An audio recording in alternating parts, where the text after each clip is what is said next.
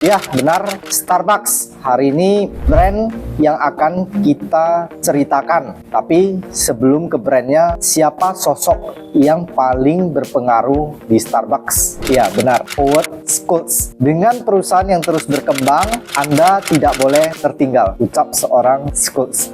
Howard tumbuh besar di pemukiman publik sekitar tahun 1950-an, tepatnya di Brooklyn, New York.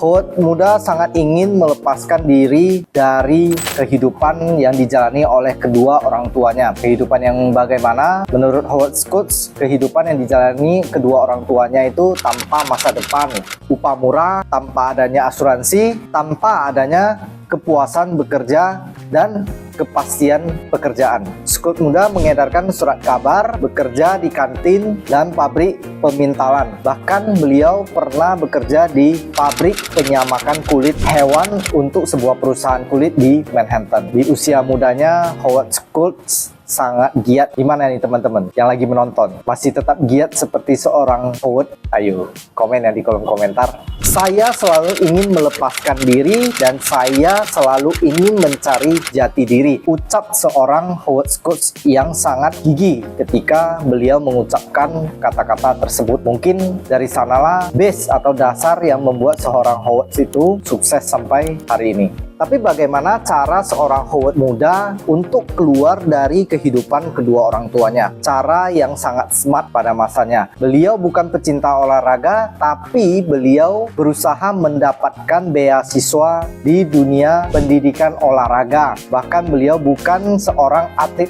rugby yang profesional, tapi itulah yang membuat beliau bisa keluar dari lingkaran keluarga dan mendapatkan beasiswa belajar di dunia olahraga, yaitu di Universitas Northern Michigan. Setelah lulus, beliau memang tidak hobi di olahraga dan beliau kemudian bekerja di Xerox. Perusahaan Xerox pada masa itu merupakan perusahaan yang terkenal dalam program pelatihan manajemennya. Schultz muda ternyata sangat cakap dalam menjual. Pada usia 20-an beliau sudah sanggup menjual dan mendapatkan laba yang banyak daripada penjualan tersebut. Bekerja untuk perusahaan peralatan rumah tangga yang bernama Hamar Plus di New York City. Di Hamar Plus lah Howard Schultz pertama kali bertemu dengan CEO dari Starbucks. Jadi sebenarnya perusahaan Starbucks ini awalnya bukan perusahaan yang didirikan oleh Howard Schultz. Baru tahu nggak teman-teman? Bagi yang baru tahu, komen di kolom komentar. Di Hamar Plus, Schultz memperhatikan salah seorang kliennya, sebuah perusahaan retail biji kopi kecil di Seattle bernama Starbucks. Membeli banyak termos penyeduh kopi. Dia memutuskan untuk menyelidiki toko kopi kecil ini dan pada tahun 1981 beliau terbang ke Seattle untuk melihat langsung kedai kopi Starbucks pertama di dunia. Toko Starbucks Coffee, Tea and Spice Store pertama kali dibuka di kota Seattle, Amerika Serikat pada tahun 1971. Siapa saja pemilik daripada toko retail kopi tersebut? Beliau adalah Gerald Baldwin, Jeff Siegel, dan Gordon Booker. Jadi belum ada nama seorang Howard Schultz di toko retail Starbucks yang pertama. Menarik nggak teman-teman? Kalau menarik, tonton terus, jangan di skip. Akan kita ceritakan bagaimana sampai seorang Howard Schultz ini bisa masuk ke perusahaan Starbucks. Menjual biji kopi segar yang baru dipanggang baik dalam bentuk utuh maupun bubuk gilingan. Pada awalnya Starbucks merupakan sebuah toko kopi dan bukanlah sebuah kafe. Pertemuan Schultz dengan para pendiri Starbucks bagaikan cinta pada pandangan pertama. Walaupun dia sama sekali tidak terlibat dalam bisnis sampai 1982. Setelah dia menghabiskan waktu 12 bulan untuk meyakinkan para pemilik Starbucks bahwa dia dapat membuat sebuah mukjizat pada sisi penjualan dan pemasaran. Schultz begitu jatuh cinta pada bisnis ini sampai dia berani meninggalkan kampung halamannya yaitu di Manhattan dan pindah ke kota Seattle yang berangin-angin. Dia bahkan bersedia menerima pemotongan gaji dan ditawari sebagai gantinya yaitu mendapatkan sedikit saham di Starbucks. 1983 merupakan awal Howard Schultz ingin membuat Starbucks bukan hanya sebagai toko penggilingan kopi, tapi menjadi konsep kafe. Beliau kemudian terbang ke kota Italia, kota di mana kopi ataupun kafe pertama kali ada. Howard sangat menyukai sekali aspek romantis, nyaman, dan komunal di kafe-kafe yang berada di Italia, di mana para pelayan bercakap-cakap dengan para customer sambil menyajikan minuman kopi pastinya. Sebuah sentimen yang terus diresapinya pada saat itu. Schultz dengan cepat memahami pentingnya ritual tersebut ketika meminum secangkir kopi. Minum kopi bukan hanyalah sekedar minum kopi. Minum kopi itu adalah penting. Segalanya adalah penting. Moto dari seorang Howard Schultz pada saat itu. Dia mengakui bahwasanya kafe-kafe di Italia ini bisa membuat pelanggan untuk datang dan datang dan datang lagi. Dari suasananya, dari si pria tampan yang duduk di sudut ruangan, ritual kafe tersebut, bagaimana manual brew, bagaimana membuat secangkir espresso. Jadi bukan sekedar mengkonsumsi kafein. Schultz kemudian kembali ke Amerika dan bertemu para petinggi atau bos-bos dari Starbucks dan menyatakan bahwasannya dia baru kembali dari Italia dan menemukan konsep baru di dunia perkopian ini, teman-teman. Tapi apakah para atasan atau bos pemilik saham dari Starbucks langsung mengiyakan? Tentu saja tidak. Howard butuh perjuangan. Howard yang begitu positif dengan pengalamannya dari Italia, bertemu para bosnya, akan tetapi para bos atau atasan dari Howard baru saja menghabiskan semua uang mereka untuk membeli beberapa toko kopi lainnya dan tidak ada uang yang tersisa untuk mengembangkan ide kafe tersebut. Schultz kemudian begitu frustasi atas ide yang tidak bisa dikembangkannya, sampai-sampai Schultz keluar dari perusahaan Starbucks. Dengan pengalaman dan network dari Howard, Schultz berhasil mengumpulkan 3,8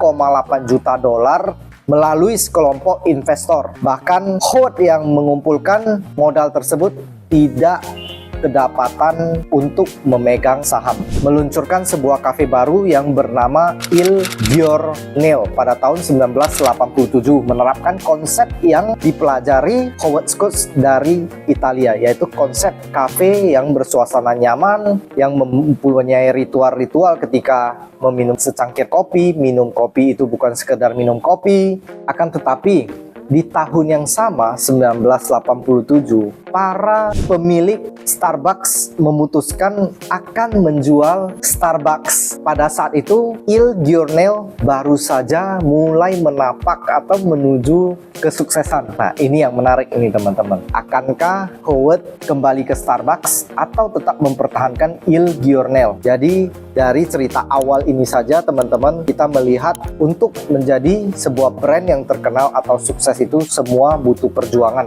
Bahkan seorang Howard Schultz sendiri pun dari awal butuh perjuangan yang keras dalam membranding brand dia. Schultz kemudian melihat peluang untuk bersatu kembali dengan Starbucks. Pada tahun kedua, 1988, Schultz berhasil mengumpulkan 4 juta dolar untuk mengambil atau membeli Starbucks. Detik inilah yang membuat Schultz menjadi pemilik dari Starbucks. Dengan latar belakangnya sebagai sales, Schultz berhasil meyakinkan para calon investor. Bahkan dengan bakat yang dimilikinya, dia memperkirakan bahwa dari ratusan proposal yang diajukannya, hanya sebagian kecil yang berakhir dengan keluarnya uang. Mereka yang berinvestasi kelak akan menjadi bagian dari salah satu bisnis paling menguntungkan di dunia selama era 1990-an. Karena sudah menjadi kapten dari kapal Starbucks, Howard Schultz kemudian mengubah semua sistem yang terasa tidak penting lagi di Starbucks. Dia kemudian mempertahankan para pencari kopi, pemanggang kopi yang handal, mereka yang idealis dan berorientasi pada tim. Namun dia mengeluarkan budget untuk menambahkan para eksekutif kaliber tinggi dari bisnis yang lebih mapan seperti Dell, Kodak, bahkan Pepsi. Melibatkan orang-orang tepat sebelum bisnis membutuhkan mereka merupakan salah satu moto dari Howard Schultz. Mungkin dari moto ini kita bisa mengambil kesimpulan, yaitu kesuksesan adalah sebuah kesiapan. Siap dulu, kemudian bertemu dengan peluang. Tim eksekutif barunya membantu Howard Schultz dalam mewujudkan rencana ambisiusnya untuk Starbucks. Dalam 4 tahun, nilai bisnis yang awalnya bermodal 4 juta dolar AS, kemudian berkembang menjadi 273 juta dolar AS.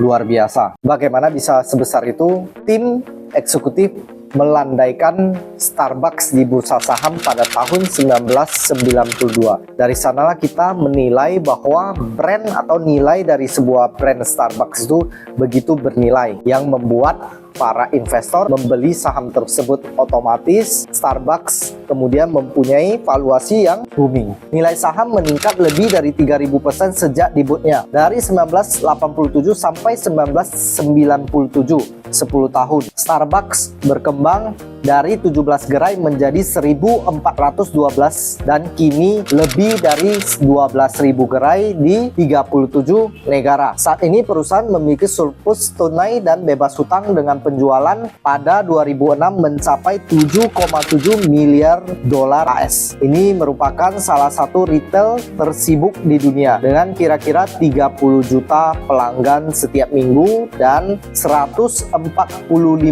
karyawan. Banyak pelanggan tetap mengunjungi Starbucks lebih dari 200 kali per tahunnya. Schultz kemudian menjadi CEO panutan dari sebuah perusahaan yang terkenal dengan kebijakan SDM-nya dan lingkungan yang progresif. Beliau juga membayar para pemasok kopinya dengan pantas, menawarkan fasilitas kesehatan, opsi kepemilikan saham, bahkan bagi para pekerja paruh waktu, dan pelatihan berkualitas tinggi untuk para karyawannya. Tapi Schultz lebih senang menyebut bahasa karyawan dengan sebutan partner bisnis. Gerai-gerai berwarna cerah, para pelayan yang bersemangat dan ramah, musik Kenny G dan rasa kopi yang tidak terlalu keras memikat hati para pelanggan Amerika. Sementara Starbucks pada awalnya bersikap idealis terhadap jenis kopi yang mereka sajikan. Schultz akhirnya menyadari bahwa penyediaan susu tanpa lemak atau frappe dan minuman kopi jenis lainnya bagi para peminum yang bukan peminum kopi murni akan memberikan laba yang lebih besar. Walaupun Schultz sangat suka mendengarkan dendangan-dendangan pujian dari masyarakat atau siapapun terhadap pengalaman minum kopi di Starbucks, tapi itu bukan salah satu alasan mengapa Starbucks begitu banyak dikunjungi oleh pelanggannya. Mereka melakukannya karena divisi real estate Starbucks telah memburu tanpa belas kasihan dalam mencari tempat-tempat retail terbaik dan menyingkirkan para pesaing lamanya yang berada di lokasi-lokasi yang mereka inginkan. Bisnis real estate di Amerika Serikat adalah permainan yang sangat-sangat ketat.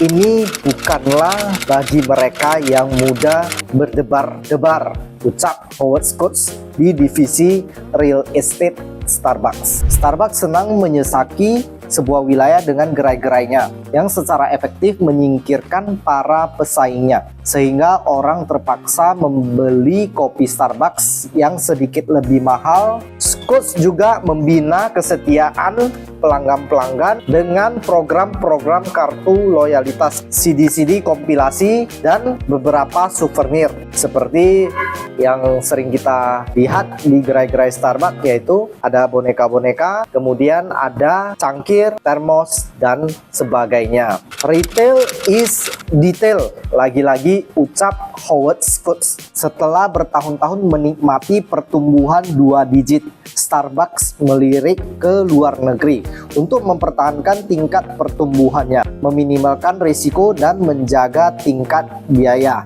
Starbucks melakukan beberapa kesepakatan kemitraan untuk menjamin percepatan ekspansi. Akan tetapi waralaba atau franchise pada saat itu merupakan satu hal yang dihindari Starbucks secara serius. Saat ini sekitar sepertiga gerai Starbucks dimiliki perusahaan dan mereka bahkan memiliki 20% lisensi dari gerai-gerai yang ada di Amerika Serikat. Ketika Starbucks memulai debutnya di Amerika pada tahun 1970-an, pesaingnya hanyalah kopi-kopi yang diseduh sembarangan dengan tangan. Akan tetapi Starbucks pada zaman itu sudah memakai mesin espresso dan Starbucks memulai dengan sebuah perasaan yang aneh dan canggung bagi masyarakat di Amerika pada saat itu. Akan tetapi ini merupakan salah satu merek yang paling berpengaruh di dunia. Bukan hanya di dunia perkopian, akan tetapi brand Starbucks berhasil menyamakan kedudukannya dengan brand-brand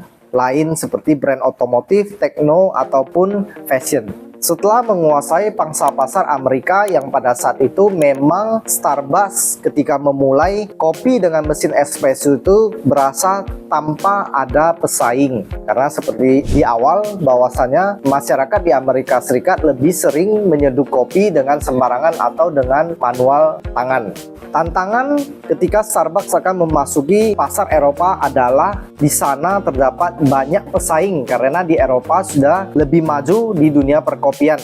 Seperti yang kita ketahui, seorang Howard Schultz juga mendapatkan pengalaman pertama kopi dengan espresso di Eropa, yaitu Italia. Otomatis Starbucks ketika masuk ke dunia Eropa atau ke benua Eropa mendapatkan tantangan yang cukup berat karena para pesaing mempunyai kemampuan yang sama. Schultz menjabat sebagai chairman dan ahli strategi global perusahaan pada kala itu. Dia mengendarai sebuah Porsche berpenggerak 4 roda, mengoleksi seni kontemporer, dan salah seorang pemegang saham terbesar pada sebuah klub basket NBA. Memiliki kekayaan sekitar 1,1 miliar dolar AS.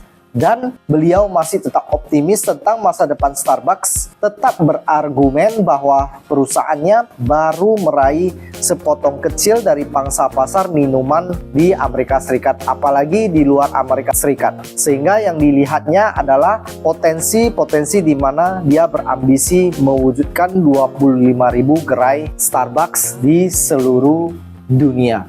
Kami membangun sebuah brand ataupun merek, bukan kecanduan, ucap Howard Schultz. Teman-teman gimana nih cerita tentang seorang Howard Schultz? Apa yang paling berkesan ketika teman-teman menikmati secangkir kopi Starbucks di gerai-gerai Starbucks? Komen di kolom komentar, jangan lupa di like agar kita tetap semangat dengan akun Cerita Branding menyajikan segala info pengalaman tentang branding. Jangan lupa juga di-share ke teman-teman kalian yang sedang berusaha berjuang mengembangkan brand. Sampai jumpa di video Cerita Branding berikutnya.